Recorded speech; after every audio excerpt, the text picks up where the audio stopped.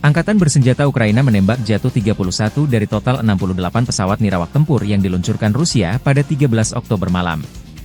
Demikian dilansir Angkatan Udara Ukraina. Unit rudal anti pesawat, unit perang elektronik, dan unit tembakan bergerak dikerahkan untuk menangkis serangan udara tersebut.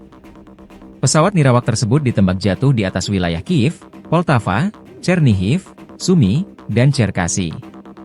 Rusia juga menyerang Ukraina dengan 2 rudal balistik Iskander-M dan 2 rudal jelajah Kh-59, kata Angkatan Udara. Rudal tersebut menargetkan wilayah Chernihiv, Sumy, Poltava, dan Odessa.